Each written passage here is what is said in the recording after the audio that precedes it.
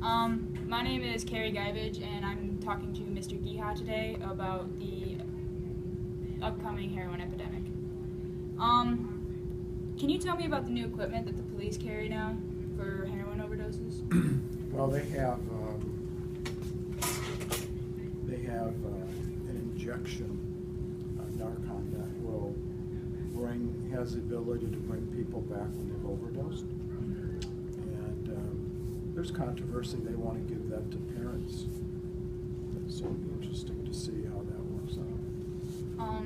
And how quickly after the overdose is known or aware can they use this drug? Well, they have to use it right away because it's not effective after a period of time.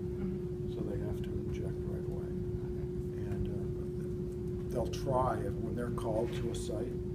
They'll try. It doesn't always work, but it has worked.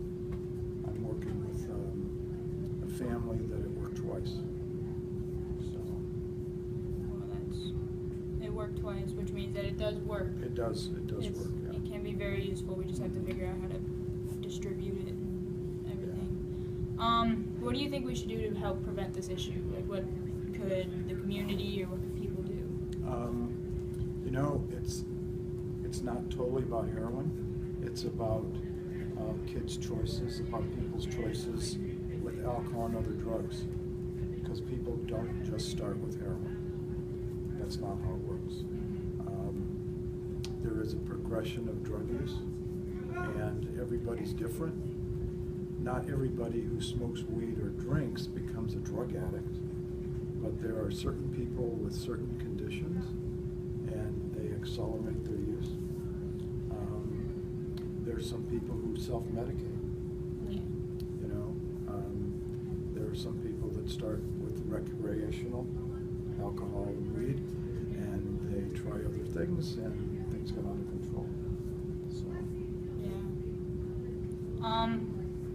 Any advice you can tell someone to help them get through this, or help them lead to recovery? Well, first of all, they need to reach out. There are people in recovery that will help you. People need treatment, for sure. Families, often they're afraid because they're embarrassed, so they don't say anything, and then things get out of control. Things happen within the family, and they try to fix it, but they can't. They need help. Yeah, so they need to reach out. Yeah, families really can't do it by themselves. No. And they always think they can.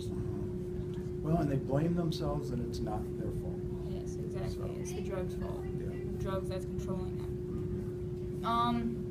Have you noticed any crime rates go up, or death rates? Death rates have increased. We have an epidemic. Crime, burglaries. People with serious addiction need money, and they'll get it any way they can. We're concerned about human trafficking because some dealers actually are advertising on Facebook, and they're luring girls, free drugs, free room and board, and they lure them into prostitution for their habit, and that's a concern. Police departments are very aware, and we're watching that very carefully. But people become desperate. They break into cars. They break into houses. The first thing they do is steal from families. Yeah. So that's the big thing. Which hurts the family more than anything, because the family thinks they're never going to do this to me. Right. And then it happens, and they don't know what to do. Yeah. And it can cause fights within the family, which causes more pain. I've dealt with it all. It's such a struggle to deal with this epidemic inside of a household, because it just tears your family apart. Yeah. And it hurts. And other people don't understand. No, they don't get it. No. Unless you're dealing with it. That's, yeah. This is your work life, dealing with drugs and everything. Does it affect your home life at all, going home and dealing with all of the cases and everything? I've been doing it for so long. I've been a drug counselor and worked with kids for a long time. I was a teacher before I became a counselor. And you have to learn to leave it although I'm available to the kids I work with 24/7. So if someone's in trouble, if someone needs to talk, they can call me anytime. So. Is the state going to do anything to the caught dealers? Like you said, they are posting stuff on Facebook. Are they going to track them down, or are they just watching them? Or? You know, they're attempting to.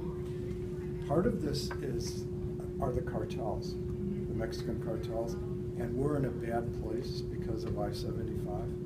And coming up, there's an epidemic in the Columbus suburbs. In Monroe is terrible. Monroe County, Bedford, Monroe, Michigan, and it's right here also. So those cartels, and I've talked to DEA agents, and they're tracking some of that because they're coming up from the south. They're coming up here. There's a terrible problem in the New England states. I mean, it's everywhere, but this is a particularly bad place right now.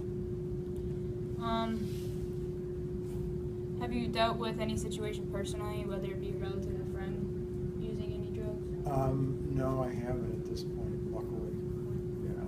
That's good. Do you have any advice for an heroin addict or any addict at all for them to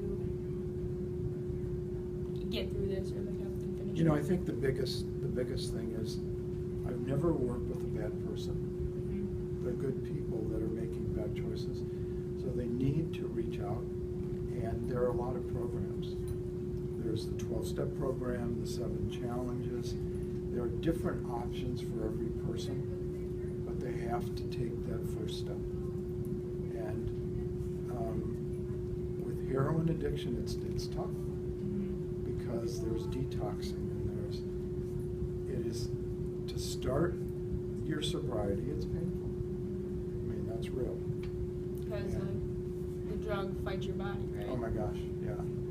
It's you know, it affects your digestive system. It affects your mental health. It affects everything, and it's a depressant.